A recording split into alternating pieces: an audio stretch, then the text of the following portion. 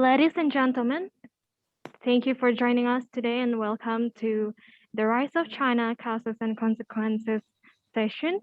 Without further ado, please welcome our chair, Mrs. Dalia Marin, to open the session. Mrs. Dalia Marin, the screen is yours. Thank you.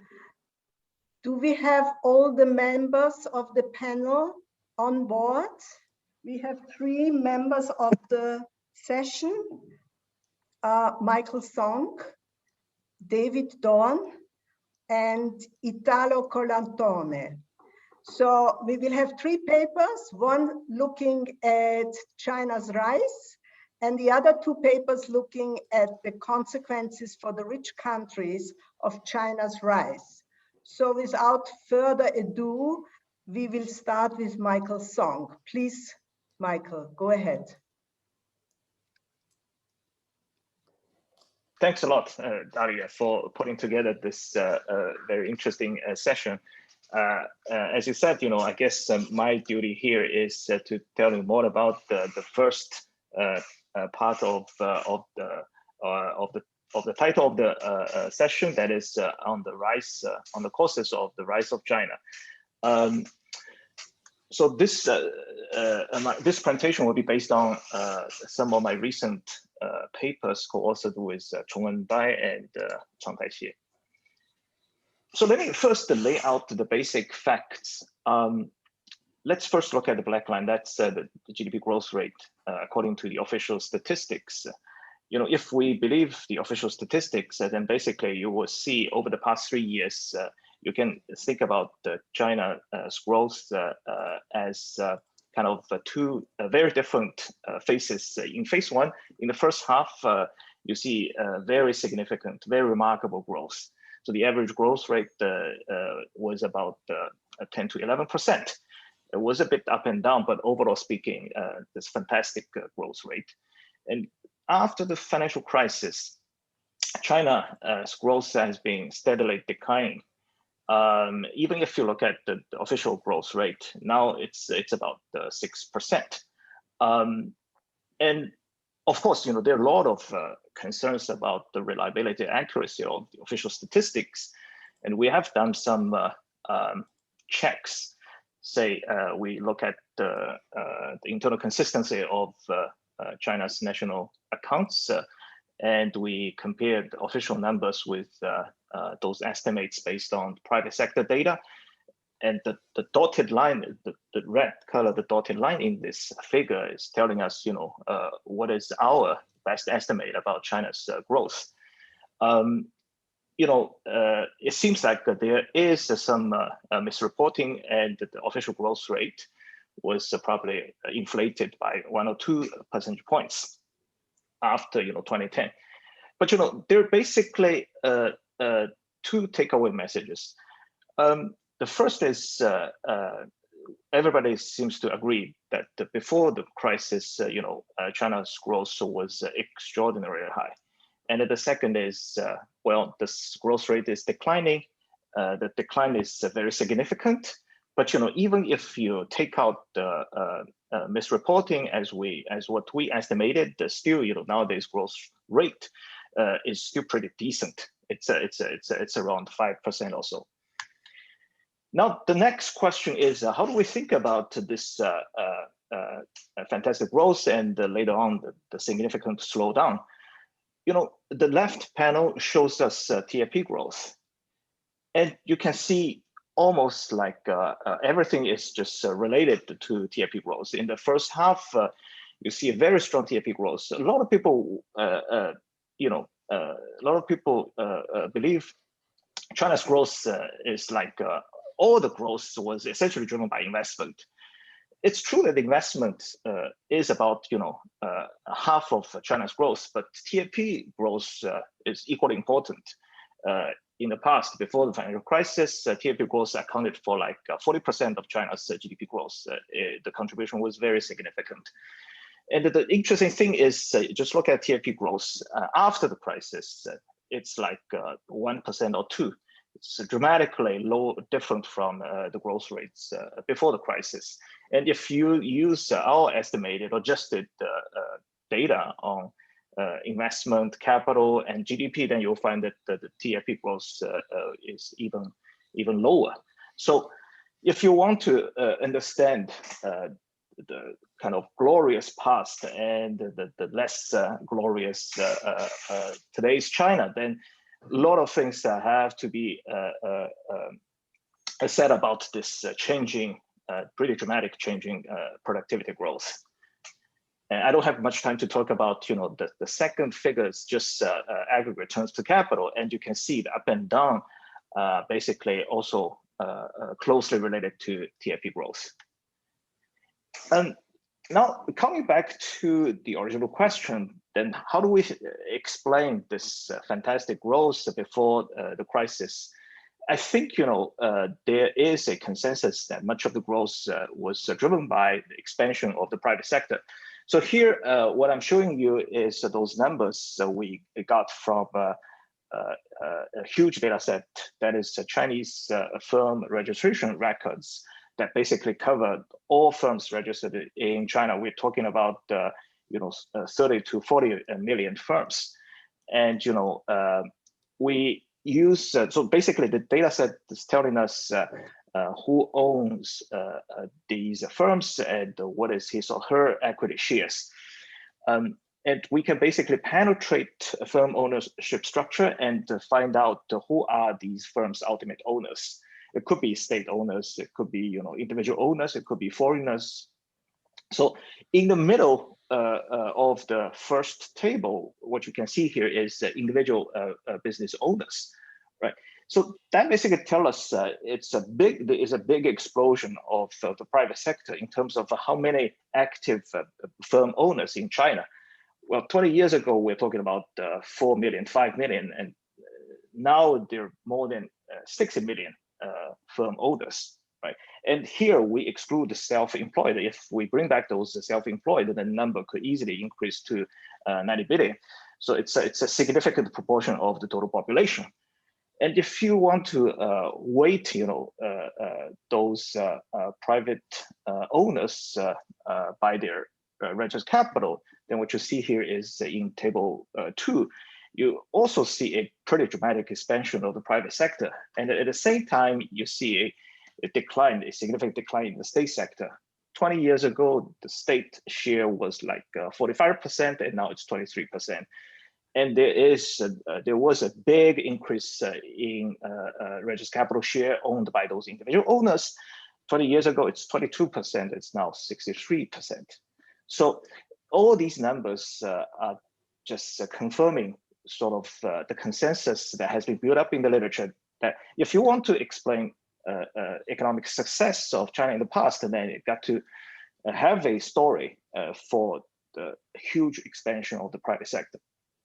Now, here comes the puzzle. China, just like many other developing economies, has pretty weak economic institutions, right? So when we say weak economic institutions, we say weak formal institutions. For instance, even the basic property rights protections are not, even the basic property rights are not fully respected. And you can come up with a pretty long list of institutional imperfections from financial constraints, entry barriers, things like that. The list can go down very far. But once again, all these things are not just unique to China. China, in that sense, is no different to many other developing countries. But the thing is that China did manage to nurture a very big and fast-growing private sector, even if all these formal institutions actually go against the private sector. So there are a few attempts to actually try to explain this puzzle. And we have a paper basically says that, well, everything is about the informal institutions. So here is our narrative. Just think about China as an economy with enormous amount of state capacity. There are many local governments that control enormous amount of resources. They can mobilize a lot of resources. And those governors are incentivized to promote local economy. by reaching out to entrepreneurs, helping them to develop their business in their locality. And there are many governments in China doing this thing. So this is what we call special deals with Chinese characteristics. But once you start to explain this by informal institutions, then the one thing you have to think about is, any informal institution has a big limitation, that is basically span of control constraint, right? The effects of informal institutions tend to be very much localized. So if you think about powerful officials in China, how many entrepreneurs can they help?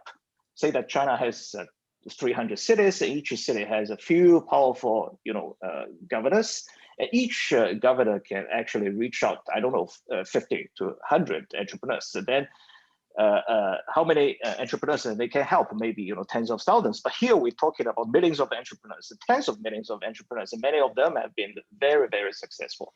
So you got to come up with a mechanism that overcomes the limitations of informal institutions. So here comes one of our most recent papers. So special deals with special investments, the rise of state-connected private owners. So the basic idea can be illustrated in this figure. So what we found is there is a big and fast-growing network of private owners connected to the state through equity holding. So basically, you can think about the bunch of state owners sitting in the middle of or the center of the ownership network, equity network.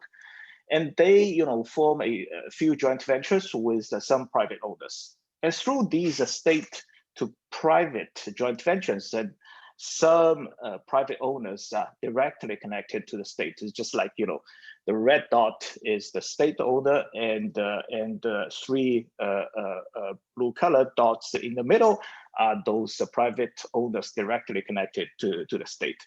But if the story stops here, then the typical argument of span of control on informal institutions still apply here. The fact is, we found that the network is actually can be much bigger than what the direct connection would imply. Actually, those private owners who directly connect to the state, they can form other joint ventures with those private guys who are not directly connected to the state. So in the figure, you see those dots sitting at the bottom are those indirectly connected private owners, and the layers can go down, many layers, and actually this is a huge network, and the network is growing very, very fast. And here, we are talking about joint ventures. We're talking about the network based on equity holdings. I'm not suggesting, that's the only way through which private owners can get connected to the state. There must be many other ways to form this kind of connections, but we only have this registry record, so this is the data that we have. That's the network we can infer from the data. And this is a table just telling us, how much growth you can see for this connected private sector. And we just say that the state sector share declined dramatically over the past 20 years. And here you can see all the increase in the private sector. It can be actually paraphrased as an expansion of the connected private sector. The directly connected owners, their capital share increased from 10% to 15%. And those indirectly connected guys, their share increased from 4% to 18%.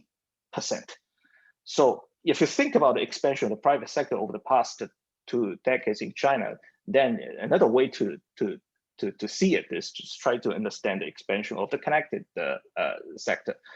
And then the next question, of course, why do these connections matter? A lot of empirical analysis can be done. I just selected 2 results to show you. One is the left panel. We conduct some kind of event study. We show compare private owners before and after their connection to the state. There've been the size, there've been the scope just expanded significantly. And in the right panel, we show, well, for those owners that are more closely connected to the state. Well, that means in the figure, the distance to state is closer. Then, their capital productivity, which is a measure of capital cost, is actually lower. And how low that could be, for those directly connected private owners, here is the distance to the state is just equal to 1. Their capital cost could be just 40% less than those unconnected guys. It's a huge difference. That means, your access to cheap capital is just way better than those unconnected guys. So what are the takeaway messages from these numbers? Well, the first thing is it seems that all these numbers are suggesting being connected to the state can bring a lot of benefits. And these benefits are growing over time. That's why, the set of the connected private sector is getting bigger and bigger. And another important thing is, since, you can see this hierarchical structure, like a pyramid ownership structure, it's very tempting to argue, well, the state sitting at the top or sitting in the center is actually enhancing its control over the private sector in China through this equity holding.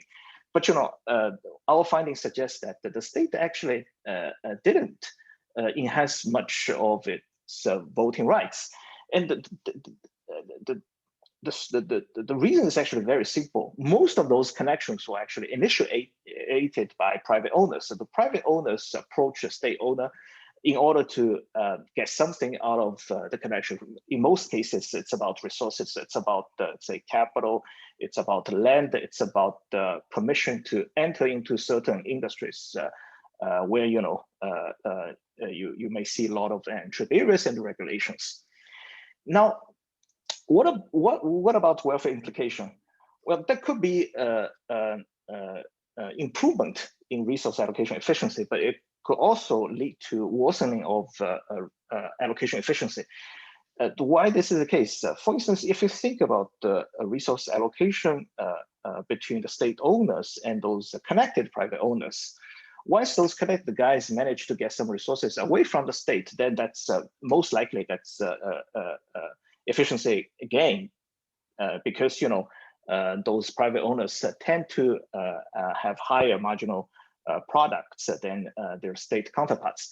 But on the other hand, once those connected private owners are getting more and more resources, well, think about those unconnected guys who are left behind.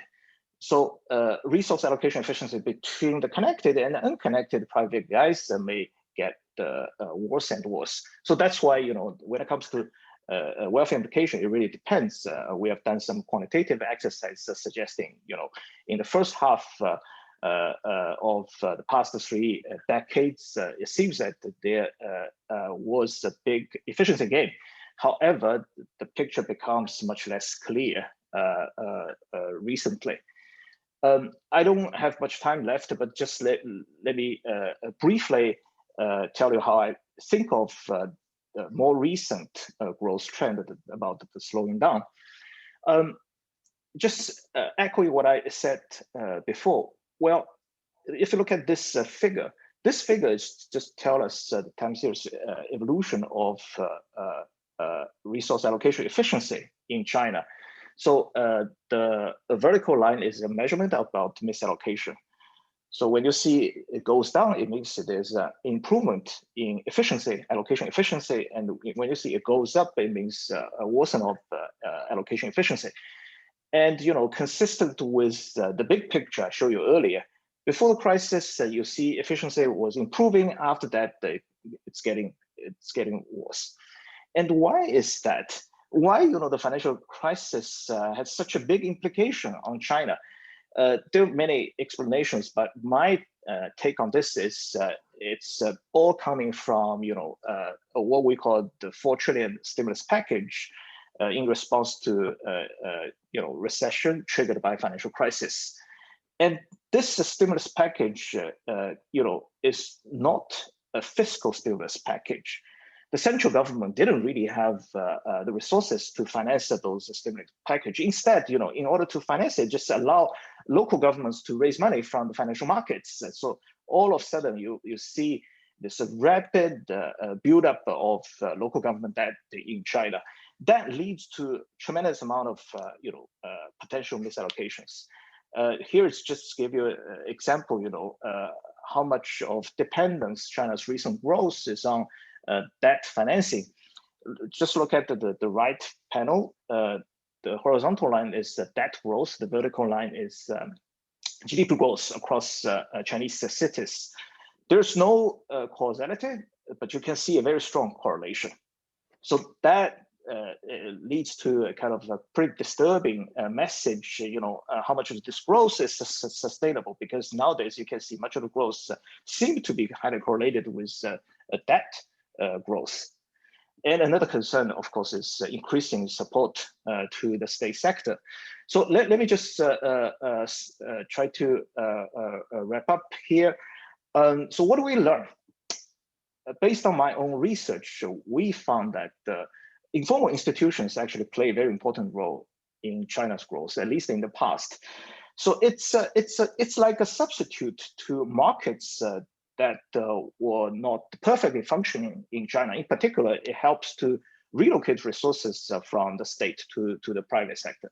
Now, the challenge here is more and more resources seem to be controlled by the state through many channels. Then whether or not this kind of informal institutions can be further adapted so that it can basically help to improve allocation efficiency, to more efficiently relocate resources kept in the state to the private. That's the challenge faced by the Chinese economy. Okay, let me just stop here. Thank you for this very interesting assessment. We don't have any questions from the audience, so let me ask you one question. What is your assessment? The question is China is still a very poor country in terms of per capita income. So the question is, what is the perspective for China not to fall in the middle income trap? Will it depend very much on this relationship, how the relationship between the state sector and the private sector that is connected to the state evolve, or what? I mean, as you argue, this has been actually a productive relationship, but will it be a productive relationship in the future?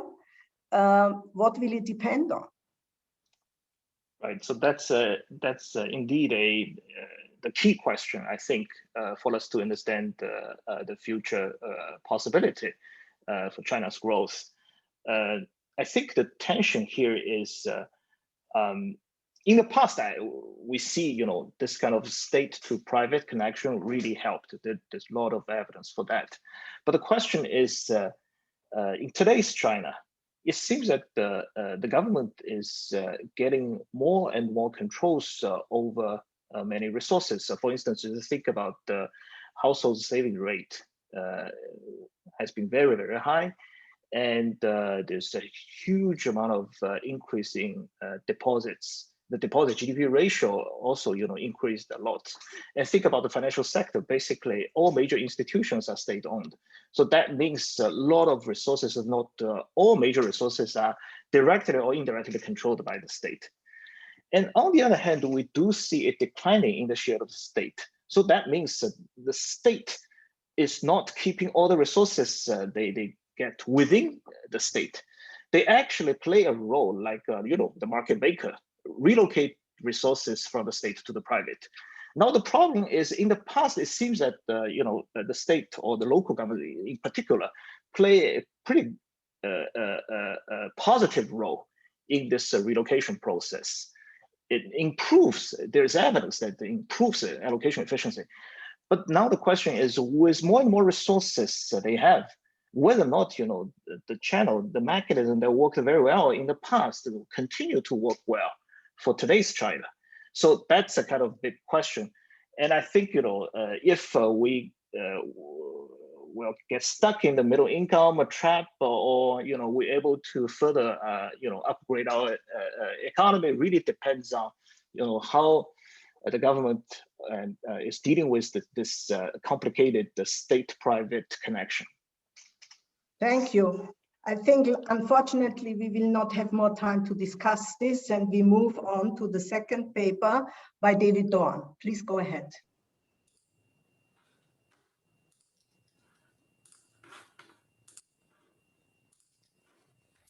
Thank you. This presentation is based on a recent review chapter that I'm currently preparing joint with Peter Levell of the IFS Institute in London. The departure is the observation that there have been dramatic changes in world trade over the last 4 decades. In the top left graph, you see that the total volume of goods trades between countries has gone up considerably over that period.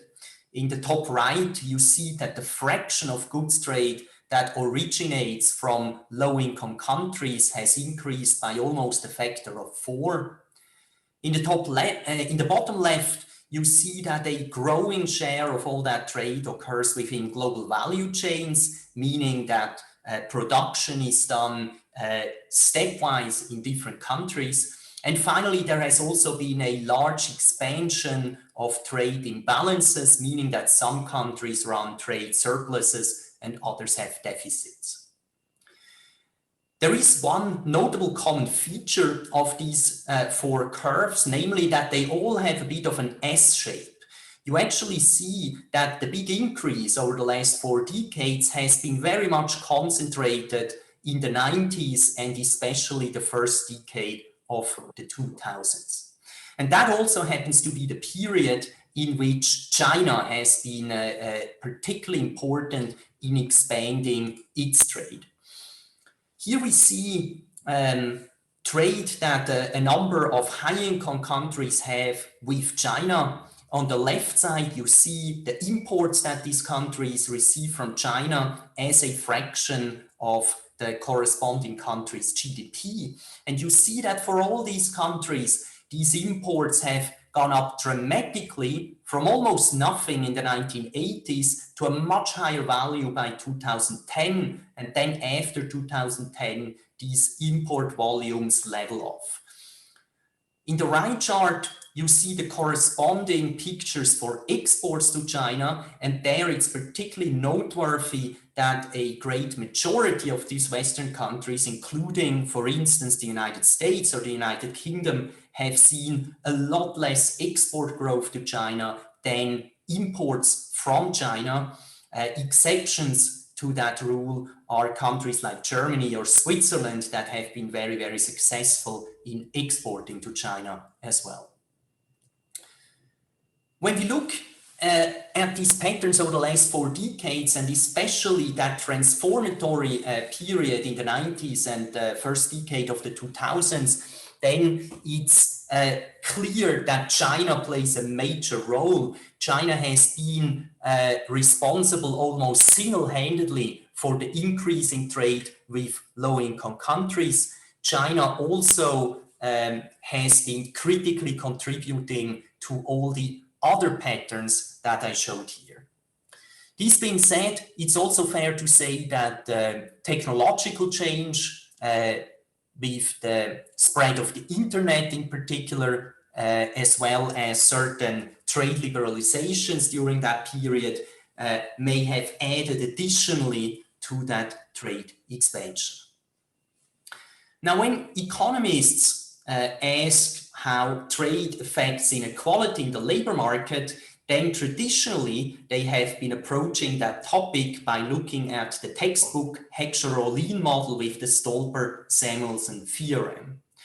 In that framework of a simple frictionless labor market with 2 skill groups and 2 sectors, we have a setting where a high skill abundant country like in Western Europe, for instance, that trades with a unskill abundant country like China will, as a consequence, tend to experience rising wage inequality because skilled workers' wages in the West go up and unskilled workers' wages in the West might go down.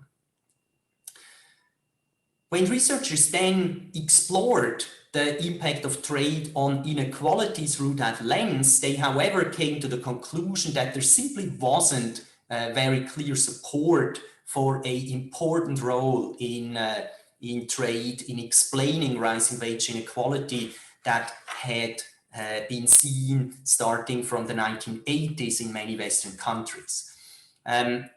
Adrian Wood, for instance, in the mid-90s even said that he would not expect that future trade expansion by countries like China would have a negative effect on unskilled workers in the West, because it was assumed that the goods that China will produce would be so different from what Western countries make that simply there would not be much of a competition effect. And that view that really trade had little impacts on inequality persisted long through the first decade of the 2000s. A change, a revision in this view only came during the last decade and was driven by a conceptual advance in which researchers increasingly moved away from the notion that labor markets operate in a frictionless way. As soon as one assumes that workers cannot costlessly move across industries or across geographic regions, then suddenly one has additional potential margins along which trade can affect inequality. For instance, we might see that a trade shock creates inequality between workers of different industries, between workers of different geographic regions, and importantly, with labor market frictions, we also have the possibility that trade creates unemployment once we no longer assume that every worker can easily find a job at the prevailing market wage. Following these notions, there has been an explosion in reduced form and structural research over the last decade that has now often focused on this enormous import competition from China that many Western countries have faced since the 1990s. A point of departure there is that there is by now plenty of evidence that Western firms engaged in such industries as textiles, shoes, furniture, toys, or electronic goods, where China became a formidable competitor, had difficulties to keep up with the Chinese competition, and as a consequence, these firms downsized in terms of employment and many other margins. And with these firms shrinking and shedding jobs, the question then was, what happens to those workers that were initially employed in those firms? Various structural estimations indicate that workers were not able to just costlessly move across industries, and with moving frictions being important, there is also by now plenty of evidence from various countries that the workers who were initially employed in these trade-exposed industries have subsequently accumulated lower earnings over their careers, with these effects often being more negative for low-skilled workers. There are also quite a number of papers that have mapped the industries that are most exposed to these Chinese import shocks to geographic local labor markets. The analysis of these local labor markets is interesting, not least because of the observation that the geographic mobility in response to these trade shocks appears to be quite limited, such that the effect of these trade shocks to a large extent can be observed in those locations where trade-exposed industries are operating. A variety of papers from different countries finds that locations with greater exposure to Chinese import competition have seen a differential decline in manufacturing employment. It's also typically the case that this employment decline has been either exacerbated by employment loss outside of manufacturing, or if employment outside of manufacturing grew, it did not grow to a sufficient extent to make up the manufacturing losses. There also tends to be evidence for reduced wages in these local labor markets and evidence that inequality within the trade exposed markets has been going up. Now, given the rising importance of global value chains, one might of course wonder what happens not only to those industries that directly compete with Chinese imports, but also to other sectors that are customers or suppliers to those directly trade exposed industries. The evidence on this in the perhaps most comprehensive analysis on that issue suggests that those industries that sell their outputs to trade exposed industries have also been reducing employment. Those industries that buy inputs from trade exposed industries have had some employment gains in the case of manufacturing industries and some employment losses in the case of non-manufacturing industries. So that in the balance of these effects, these supply chain linkages actually tend to exacerbate the adverse impacts of the China shock on employment beyond the effects on directly exposed industries. Now, all of this analysis that I mentioned through here is based on analyzing the impacts of rising import competition from China. In the case of countries like the US or the UK, it is indeed the case, as I showed earlier, that most of the China trade came in the form of rapidly growing imports. But there are exceptions to this, and one noteworthy one is the case of Germany, where exports either to China but also to Eastern Europe has actually been growing at about the same pace as imports. And one local labor market study for the German case finds that those local labor markets specialized in exporting industries have seen employment gains that are in a similar ballpark than the employment losses suffered by German regions that were specialized in importing industries. So based on this notion, one might wonder whether it is more generally the case that the manufacturing employment losses just have been biggest for those countries as well that have seen largely an increase in import competition from China with little growth of exports to China. And we provide new evidence that this is indeed the case. In this chart, you see on the x-axis the growth in net Chinese import competition in a country, that is the extent to which a country expands its imports from China more than its exports to China. And those countries where this was most strongly the case have seen differentially larger declines in their manufacturing employment over the 1999 to 2007 period, when the China shock was strongest. Now, while there is plenty of evidence of this China shock affecting labor markets, it is of course important to take into account that greater trade with China also has an important benefit to the Western countries in the form of lower consumer prices. And when we talk about inequality, a key question then is whether this price effect is differentially beneficial for rich or for poor consumers. We provide new analysis for the United Kingdom, where we see on the left side that indeed those product groups that have seen a lot of import growth from China, being textiles or shoes or IT equipment, have seen greater price declines.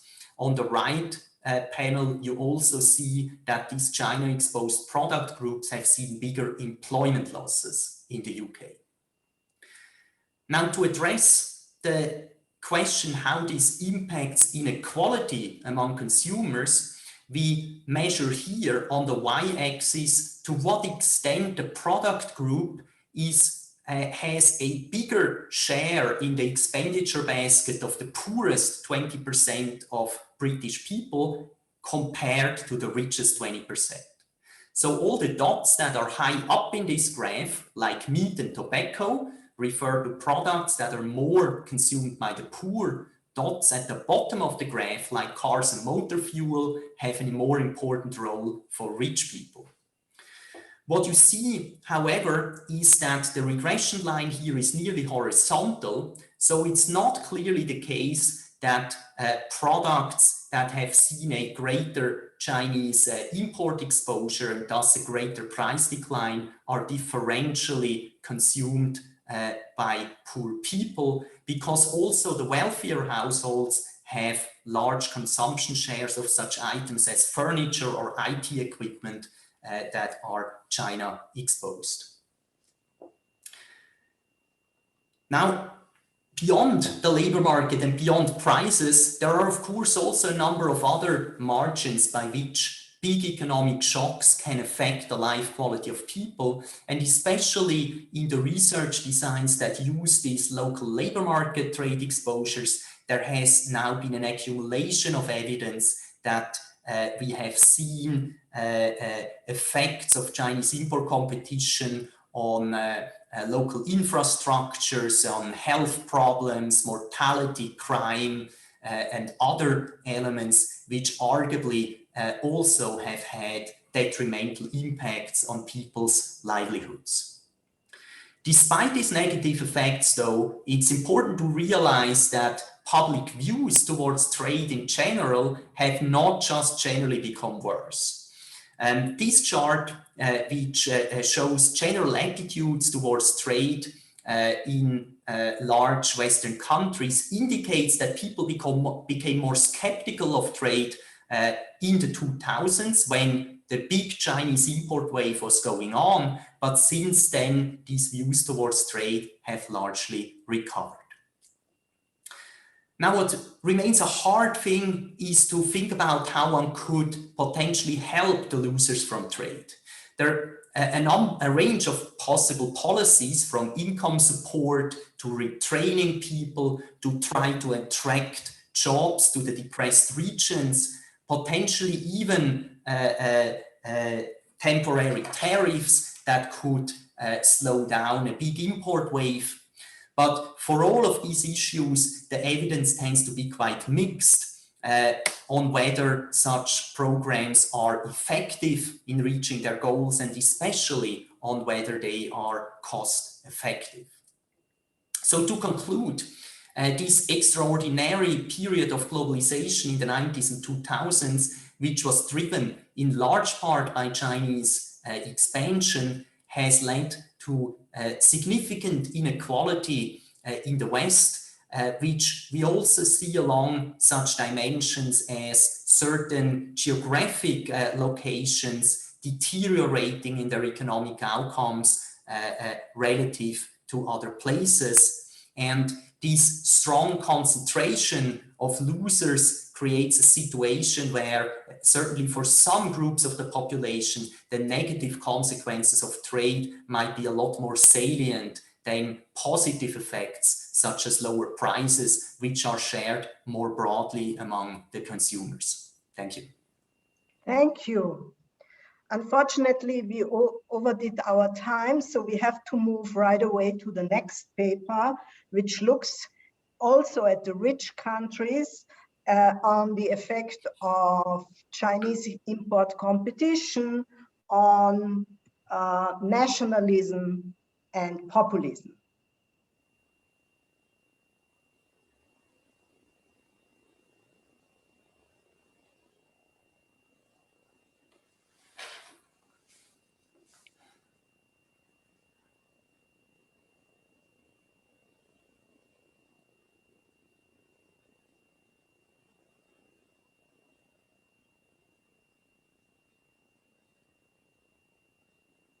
Hello? Your mic Italo? is Italo. Okay, sorry. Dalia, so I just say that I thank you very much for including me in the panel. And as you said, so this work looks at China and the political consequences of China's rise, in particular in relation to the backlash of globalization. So this presentation is very much related to a chapter that I'm writing together with Gianmarco Ottaviano and Piero Stanich for the next volume of the Handbook of International Economics, which is going to come out pretty soon. So, what's the starting point? Now, the handbook is discussing a number of important aspects of trade as usual, like global value chains, innovation, development. But the idea is that all these phenomena happen and are fostered within a political, multilateral, global order that is trade friendly. And the observation that we make is that this order cannot really be given for granted today, because after many years of expansion of economic integration, we seem to be moving significantly away from a trade friendly global order. And there are always plenty of cases in point that are mentioned, like the trade war, Trump versus China, and beyond that, Brexit or the stall of the WTO, or in recent years, the failure of the Transatlantic Trade and Investment Partnership negotiation, or the TPP. More generally, in recent years, if one looks at data from the Global Trade Alert, you can see that there's been, after the financial crisis, really a rise of protectionist measures undertaken. So we see this globalization backlash as a sort of political shift of borders and parties in a protectionist and isolationist direction, with substantive implications on governments' leaning and therefore the enacted policies. So first of all, we document this shift from the mid-90s onwards, looking at newly assembled data for 23 advanced democracies. We provide an extensive review of the literature on the drivers of this political backlash. That's primarily empirical literature, but we also have a theoretical discussion on the economics of the backlash. So basically, we show that if you take standard models of trade and you include an account for what we call the social footprint of globalization, so essentially permanent welfare losses related to reallocation of resources, essentially you can generate this backlash within the models. Now, what are the main messages coming out of the paper, of the chapter? Well, first of all, that globalization, and particularly through the China shock that David was talking about, is really a significant driver of this backlash through the distributional consequences that are entailed by rising trade exposure. However, and that's the second message, this trade exposure is only one of the drivers of the globalization backlash, because if you look at technological change, for example, you find pretty much the same political consequences, or crisis-driven fiscal austerity in Europe, or immigration, cultural concerns. So there's many other factors that are generating cleavages in society that tend to be politically consequential. So to say it in one sentence, globalization might be at stake partly for reasons that are related to trade exposure, but also for reasons that are not at least directly related to trade. So borrowing from the medical literature, we may describe this phenomenon through the concept of comorbidity. So a situation whereby you have different factors which compound to generate the backlash. And we close the chapter by looking ahead and discussing possible future developments, particularly thinking about the effect of trade, for example, on social mobility, which might lead to long-run political consequences, and also thinking about the implications of the COVID-19 pandemic. So the paper and the talk is also organized in the same way. So I start by documenting the globalization backlash, then discussing the drivers, economics of the backlash, and I close by looking ahead. Now, documenting the globalization backlash. So we believe it is important to look at three key dimensions of it. One is voting dimension, The second one is policy influence. So once you're voting in a certain way, which is more in favor of anti-globalization parties, does this really translate into policy influence? And therefore, we look at the composition of legislatures and the composition of executives. And third, we have a look at the individual attitudes. I was laughing. I was very interested to see the graph that David was just showing, because I think we use exactly the same data and we find very similar things. So while you have a political backlash against globalization, it is not necessarily the case that you tend to see worsening individual attitudes with respect to trade, which is in line with the idea that this political backlash may be driven by a whole set of other factors too. So we focus on 23 industrialized advanced democracies. So we have all the Western European countries plus the US, Canada, Japan, South Korea, Australia, and New Zealand. And the time span is 1980 to 2019. So first thing we do is we have to characterize the voting behavior of citizens in these countries. So we want to see whether people are supporting more and more parties that are anti-globalization in a way.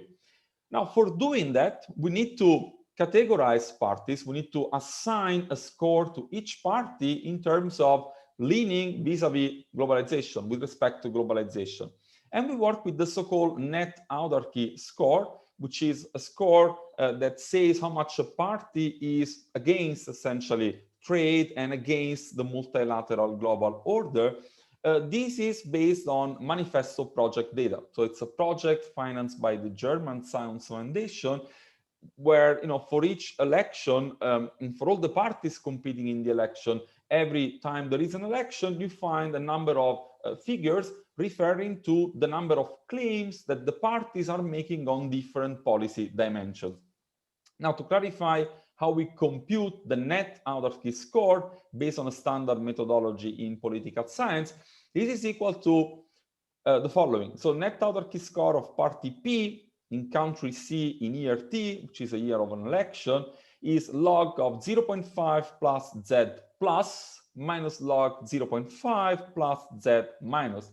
What are Z plus and Z minus? As you can already guess, Z plus is the number of claims in a protectionist, isolationist direction, while Z minus is the number of claims in the opposite direction, so into a more globalist direction. So Z plus will be favorable mentions of trade barriers, of export subsidies, quota restrictions, or sentences against the United Nations or multilateral cooperation, or sentences in these programs against the European Union, which is very relevant for EU parties. The opposite for the globalist sentences. So if you have an equal number of claims in a globalist and protectionist direction, essentially your score is at 0. So if you have more claims in a protectionist, isolationist direction than in a globalist ones, then you tend to have a score of net autarky, which grows higher.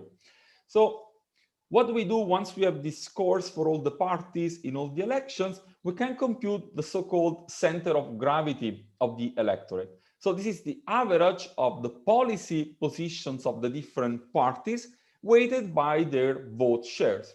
So in formulas, the center of gravity of Italy, which is the country I'm speaking from, in a certain election is what? The weighted summation of net autarky scores for all the parties competing in Italy in that election, where the weights are the vote share for each party.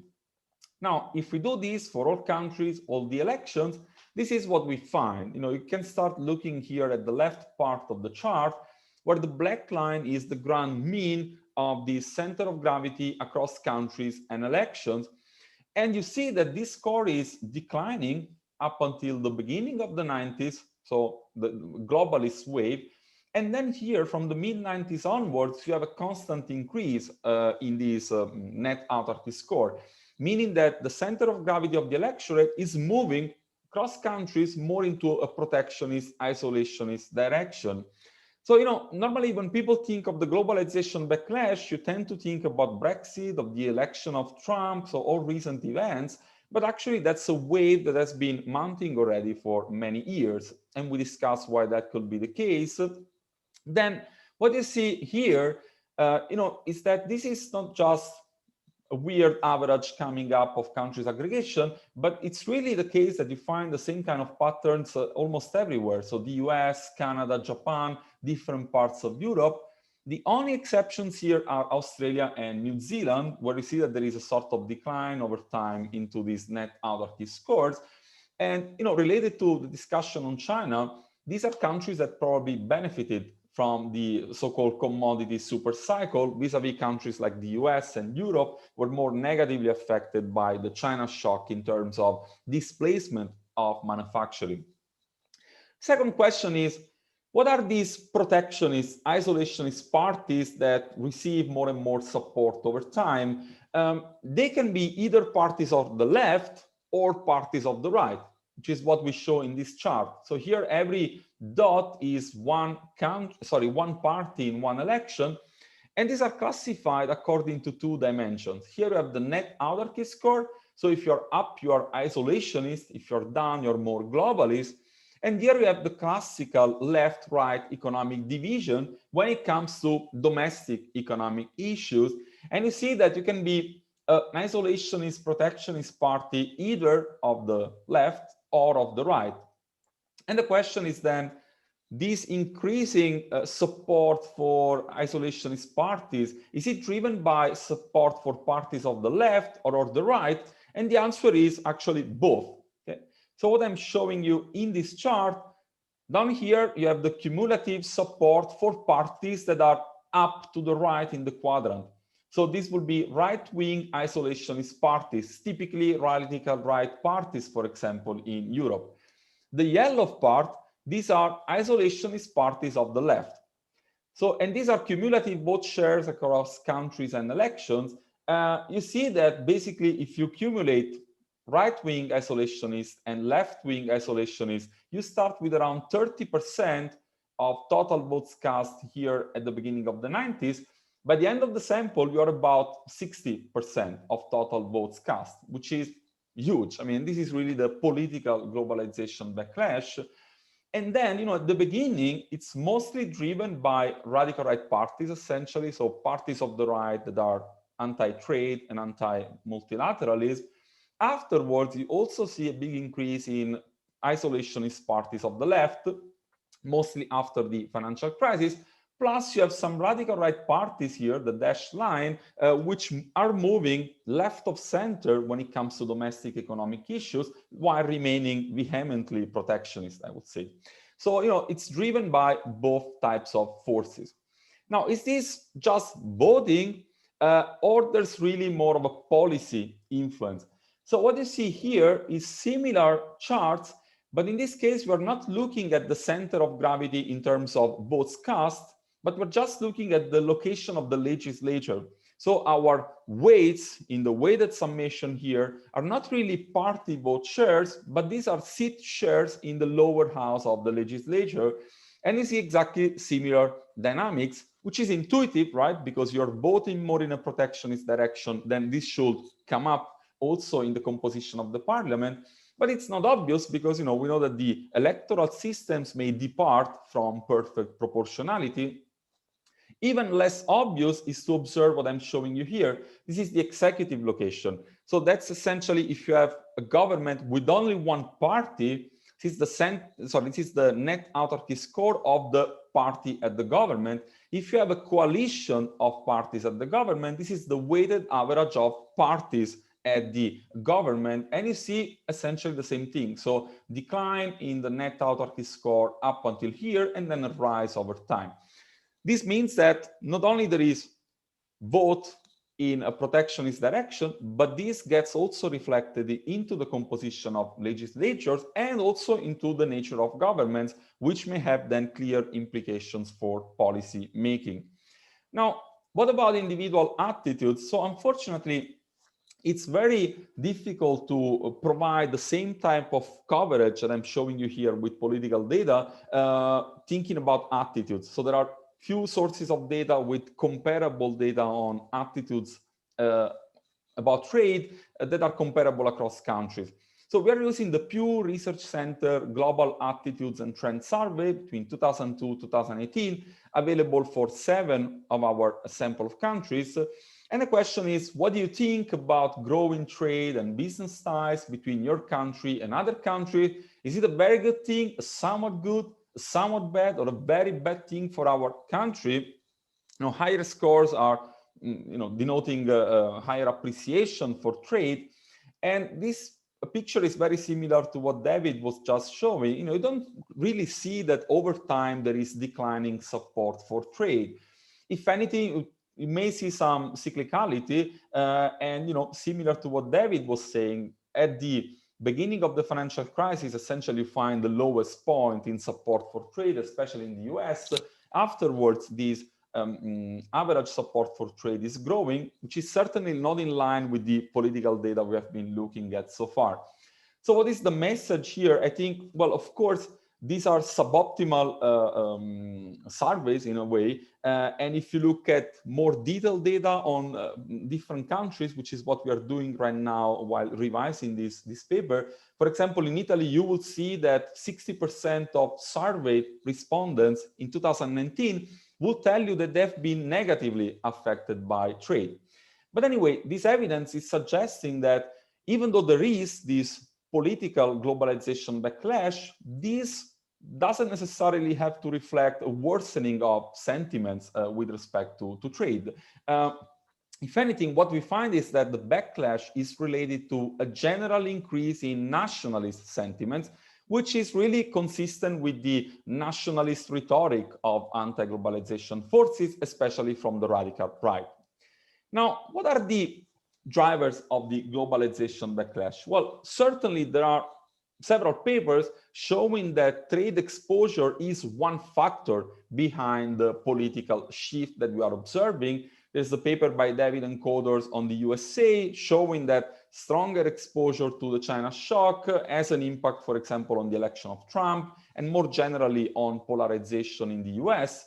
For Europe, together with Piero Stanic, we have two papers where we show that there is an impact on rising support for nationalist and radical right parties, and there's also an impact on the Brexit referendum. So areas of the UK which were more exposed to the China shock also voted more in favor of the leave option in the Brexit referendum. So the main message here is that globalization is indeed a significant driver of the backlash. And the intuition is in line with the discussion by David. So there are distributional consequences of trade exposure leading to concentrated and long-lasting economic distress, which is then translated into voting behavior. For example, in the case of the UK, we are measuring the China shock between 1988 and 2007. The referendum is in 2016, so almost 10 years later. And over this period, regions more affected have been really declining in terms of GDP per capita. And this essentially is what pushes people to vote more for the leave option. Now, what will be the mechanisms here? There's a big discussion in the literature. I would say, one thing is that you don't really need to understand exactly what is the cause of your economic distress, of your community economic distress, in order to vote in a certain way. So it doesn't need to be the case that all voters are able to disentangle the fraction of their economic distress, which is driven by trade, vis-a-vis, for example, technology or austerity. So people just see that they are declining in terms of economic welfare, and then they vote by trying to go against the establishment. Another possibility is that you may have this understanding that international integration is somehow having negative impact on your community, and therefore you want to take back control, which is typically the rhetoric of radical right parties, for example. Plus, it can also be a vote against immigration. And this is still related to the China shock and trade exposure, because what we find is that how much against you are with respect to immigration, how much you perceive immigration as a problem, is not really much related to how many immigrants you see around yourself, but tends to be more related to a situation of economic distress, because you have less job opportunities, you rely more on welfare services, and you don't want to compete with immigrants for this. Plus, there may be political entrepreneurs that are really leveraging upon this situation of economic distress, pointing to immigrants. So I'm almost done, Dalia. the message is globalization is certainly part of the reasons why we see this political shift. However, it's not the only determinant. So, for example, trade exposure does not explain the rise of left-wing protectionism in Europe, which seems to be more driven by fiscal austerity. Or if we look at automation, technological change, you find very similar political consequences with respect to the China shock. Plus, these economic factors are also closely intertwined with cultural factors. For example, immigration attitudes are, on the one hand, a catalyst for the political consequences of economic shocks, but also exposure to immigration might be, in some cases, a direct driver of right-wing globalization backlash. So there is this sort of comorbidity, which means that the challenge, again, building on what David was saying, is that to make not only globalization, but structural change more in general, politically sustainable by making it more inclusive. Just in the last 30 seconds, I would say, I want to give an optimistic message in the sense that I think there's been a lot of debate, there is much more awareness of this issue, and they've become very politically salient. So these are good news. We've seen encouraging political developments recently. However, there are a few sources of concerns. One is, we have a new paper with Gianmarco Ottaviano and Kohei Takeda at LSE, where we show that actually the China shock can reduce social mobility, therefore, bringing to long-term consequences, which might also be political consequences. Plus, COVID-19 is having a regressive impact, which may reinforce some of the pre-existing cleavages. And overall, COVID has highlighted some vulnerabilities of global value chains and open borders, which is reinforcing the appeal for strategic autonomy, both in the US and also strongly in Europe. So hopefully this is not going to lead to deglobalization, but maybe a sort of healthy rebalancing of the global economy. I can close here. Thank you, Dalia. Thank you. I think we had a very interesting session. Unfortunately, we didn't have that much time to discuss each of the papers because of time constraint. But anyway, thank you for your contribution. I think it was an interesting session. Thank you. Thank you so much, Dalia, for the opportunity. Thank you all. Pleasure. Goodbye. Thank you.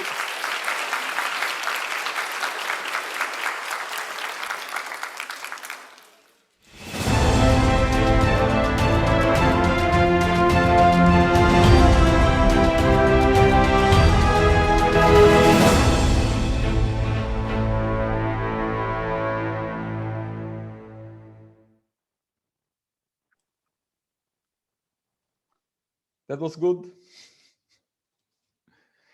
So David, is your paper available already? Because I was looking for it on your website. I didn't see it. Chapter not, but actually last year we already circulated a paper that has the whole attitudes part in it. I can send that to you.